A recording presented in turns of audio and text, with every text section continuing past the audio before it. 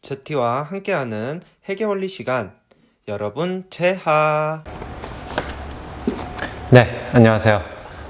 이제는 우리가 유동자산을 끝내고 나서 비유동자산으로 들어가는 시간이 왔습니다. 여러분들이 그 유동자산 하는 기간 동안 너무 길었죠? 오늘은 이제 비유동자산에 해당하는, 맨 처음에 해당하는 투자자산부터 시작을 해서 유형, 무형, 그 다음에 기타 비유동자산까지 오늘 안에 다 배우겠다는 건 아니고요. 한번 하나씩 짚고 넘어가 보도록 하겠습니다. 네, 우선은 비유동자산의 의미부터 여러분들이 알고 있어야 됩니다. 비유동자산의 의미라는 것은 결국에는 우리 자산의 의미를 조금 세분화시켰다라고 보시면 될 것 같아요. 기업이 영업활동을 위해 가지고요, 1년 이상이라고 하기보다는 1년을 넘어서가 좀 나을 것 같아요. 1년까지가 우선 단기였으니까 1년을 넘어서까지 장기에 걸쳐서, 이 1년 넘어서라는 게 장기라는 것과 같은 의미죠. 그렇게 사용을 한다거나 또는 장기간 이후에 전환을 하려고 하는 목적으로 가지고 있는 자산이다 라는 거예요. 한마디로 우리가 1년을 넘은 후에 이제 전환을 하는 거예요. 무엇으로? 결국에는 현금으로. 그리고 나서 우리가 이 자산에는 4가지가 있다라는 거 여러분들이 알고 있습니다. 네, 이렇게 비유동자산의 유형 4가지를 쫙 써놨어요, 쌤이.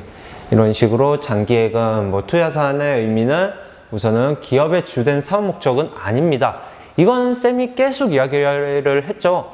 기업의 주된 목적은 영업활동을 통해 가지고 이윤을 추구하는 거라고 했죠. 하지만 투자 자산 같은 경우에는 이윤을 추구하는 건 맞아요. 하지만 영업활동이 아니라 영업활동으로 남은 돈들 있죠. 그 이익금들을 통해 가지고 우리가 투자활동이라는 걸 하게 됩니다. 다른 기업에 있는 주식을 사온다거나 돈을 빌려줘 가지고 이자를 벌어들인다거나 이런 목적을 가지고서 추가적인 돈벌이를 목적을 가지고서 이렇게 투자를 하는 것을 우리는 투자자산이다. 한마디로 여유자금을 장기간에 투자를 해가지고 1년, 2년, 3년 이런 식으로 투자를 해가지고 수익을 낸다거나 또는 빠른 기업을 지배할 목적으로 가지고 있다는 거예요. 한마디로 인수합병이라고 했었죠.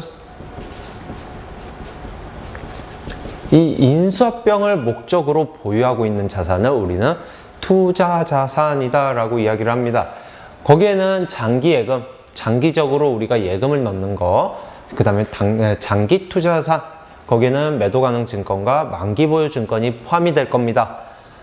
그리고 난 다음에 장기 대여금, 우리가 돈을 빌려주는데 1년을 넘어서까지 갖게 할 목적이에요. 그러면 이자를 더 많이 받아낼 수 있겠죠. 그 다음에 지분법 적용 투자 주식, 그 다음에 투자 부동산 등 이렇게 다양하게 있다라는 거. 다음 유형자산을 볼게요. 유형자산의 의미는 결국엔 뭐냐면요, 우리가 영업활동을 하면서 이제 무언가를 빌려준다거나 우리가 영업용으로 사용한다거나 그럴 때 우리가 사용하는 자산이다라는 거예요.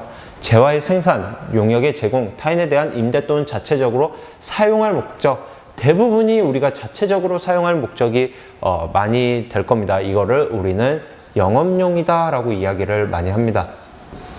이렇게 영업용으로 사용할 목적으로 보유하고 있는 물리적 뭐가 있어야 돼요?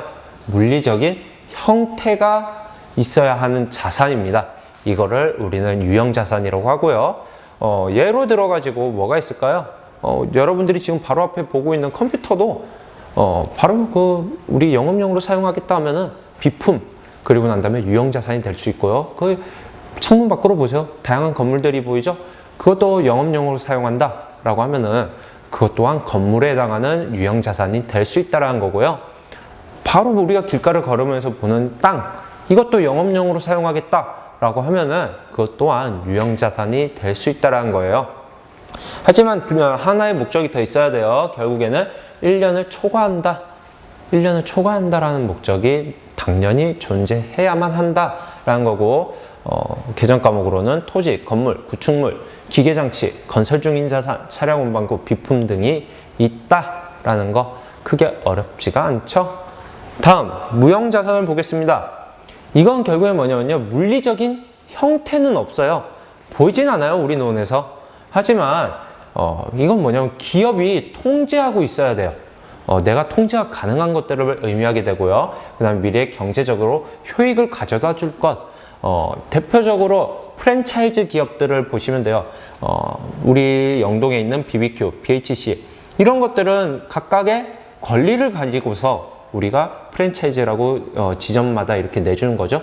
그 본사는 그 권리를 가지고 있습니다. 그거에 대한 게 뭐 프랜차이즈 이런 게 무형자산이 될 수 있다는 거예요.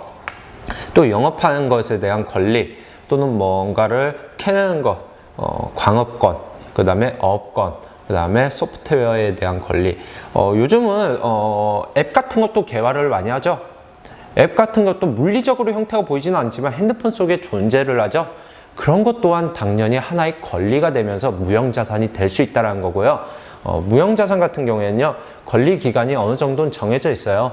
그리고 난 다음에 그 권리 기간이 끝나면은 가치는 항상 영원히 된다라는 것으로 기본 초점을 두게 됩니다. 특별한 경우가 없으면은 그 권리 행사 기간이 끝나면은 가치는 영원히 된다. 그 정도는 좀 알아두시면 좋을 것 같아요. 다음 기타 비유동 자산 같은 경우에는 한마디로 비유동 자산에 해당은 되는데 위에 있는 세 가지에 해당되지 못한 나머지 것들, 어떻게 보면은 좀 얘한테 미안하지만 떨거지라고도 할 수 있겠죠. 떨거지 뭐 이런 것들이 포함이 되겠다 해가지고 뭐 임차 보증금, 그 다음에 무슨 영업보증금, 전세권, 장기 매출 채권, 장기 미수금, 뭐 다양한 장기 선급금 등 이런 것들이 우리 기타 비유동 자산에 해당이 될 수 있다라는 것을 이야기할 수 있겠습니다. 네, 이제는 투자자산으로 먼저 들어가 보도록 할게요. 투자자산의 의미부터 다시 한번 볼까요? 우리가 장기 여유 자금을 활용하기 위해 장기적으로 여유 자금이라는 것을 활용할 목적으로 우리가 가지고 있는 것을 투자자산이다 라고 하는 거죠. 한마디로 돈이 있어야만 돼요. 우리가 영업을 통해 가지고 보유하고 있는 남은 돈들이 있어야만 우리가 투자자산으로 좀 더 활용을 할 수 있다는 거고요. 기업의 본래 영업활동과는 관계가 없습니다. 그렇기 때문에 우리는 영업활동에 해당하는 것을 투자자산으로 넣기는 어려워요. 그렇지만 투자 수익을 얻기 위해서 다른 회사를 지배 그리고 통제하는 것들을 목적으로 가지고 있다라는 거고, 대표적인 예로는 최근에 카카오가 뭐 멜론을 인수한다거나 다음을 인수한다거나 이렇게 가져오는 것들, 주식을 사가지고 최대 주주가 돼서 가져오는 것들, 이런 방법들이 있겠죠. 최근에 또 지금 제주항공이 이스타항공을 인수한다라고 했는데 지금 뭐 또 포기를 하겠다라는 의미를 또 낸 것 같아요. 이런 것들이 이제 투자 목적으로 지니게 된다라는 겁니다. 그 예로는 어떤 계정 과목이 있는지 먼저 보도록 할게요. 처음, 장기예금이 있습니다. 이거는 항상 중요해요. 보고기간 종료일로부터 1년 이후에 만기가 도래하는 정기예금, 정기적금, 장기 양도성 예금 증서, 그 다음에 기타 장기예금 등이 이렇게 포함이 되고요. 금융기관이 취급하는 금융상품을 말하게 됩니다. 가장 중요한 초점은 뭐냐면요, 금융기관이 취급하는 금융상품이라는 단어예요. 금융기관이라고 하면은 여러분들이 알고 있는 은행을 의미를 합니다. 이 은행에서 취급하고 있는 것들을 말한다라는 것은 우리가 알고 있는 적금, 그 다음에 뭐 예금에 관련된 거, 이런 것들이 이제 이 장기예금에 포함이 될 수 있다라는 것을 말하고 있습니다. 한번 구분부터 볼까요? 분계가 어떻게 되는지 보고 넘어가야겠죠? 만기가 1년 이상인 정기예금 등의 예입이라고 되어 있죠? 만기가 1년 아직 넘게 남았어요. 그럴 때는 어떻게 분계를 하느냐? 장기예금을 이렇게 추가를 시키면서 투자자산을 증가시키죠. 그러면서 당연히 현금으로 넣었을 거 아니에요. 그러다 보니까 현금이 빠져나가는 차변에는 투자자산의 증가, 대변에는 현금인 그냥 당자산의 감소를 이렇게 시키게 됩니다. 그리고 나서 이 정기예금에 이제 만기가 됐습니다. 그래가지고 해지를 하는 경우가 왔네요. 이럴 때는 우리가 적금을 해지하면 어떻게 돼요? 현금을 받죠. 그렇기 때문에 다시 현금이 증가를 하게 되고요. 그 장기예금이 이렇게 사라지게 됩니다. 여기서 중요한 건 뭐냐면요, 투자기 때문에 우리가 당연히 이자를 벌어들입니다. 여러분들 적금을 넣으면은 몇 프로의 이자가 생기죠? 그렇기 때문에 그 해당 금액만큼의 이자 수익도 이렇게 수익을 발생시키게 된다라는 것을 여러분들이 알아줄 수가 있겠습니다. 다음, 이제부터는 조금 중요한 내용이네요. 만기보유 증권에 대해서 먼저 보도록 할게요. 매도 가능 증권이 먼저 나와야 되는 게 어느 정도 맞다라고 생각을 하겠지만, 우리는 만기보유 증권부터 보겠습니다. 이것은 결국에 만기가 고정되어 있다라는 거예요. 만기가 정해져 있으면은 그 지급 금액이 확정되어 있다라고 생각을 하게 됩니다. 만기가 되어 있고 지급 금액도 확정이 되어 있을 때 그 만기까지 우리가 적극적으로 보유할 목적을 가지고 있다, 능력을 가지고 있다라고 할 때 우리는 만기보유 증권이라고 합니다. 그것에는 국채, 공채, 사채 등의 채무 증권이 포함된다라는 겁니다.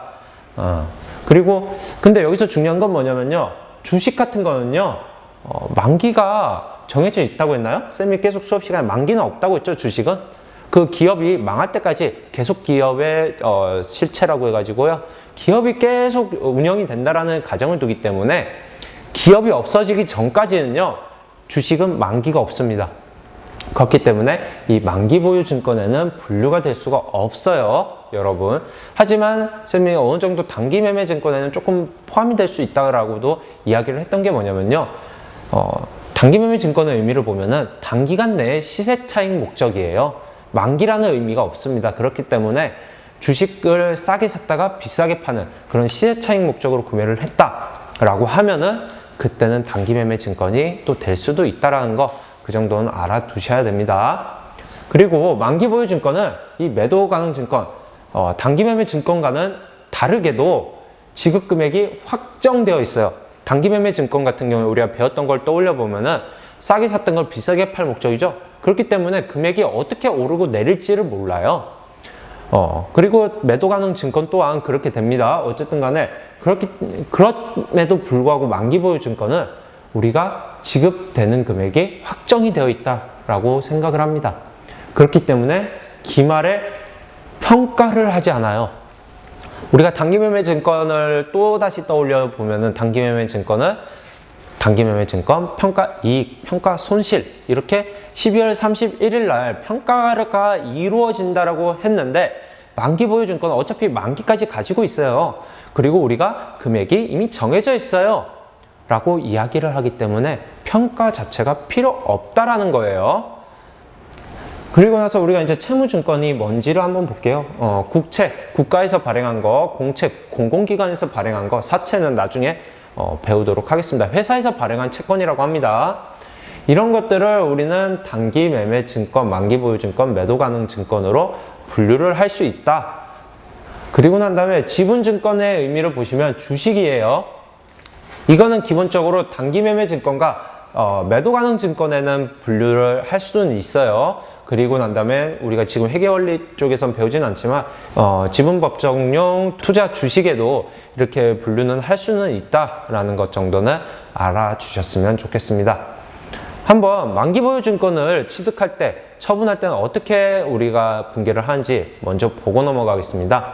우선 취득하는 경우에는 만기 보유 증권을 우리가 당연히 늘리게 되죠. 투자자산을 증가시키니까 차변에 이렇게 나오게 되고요.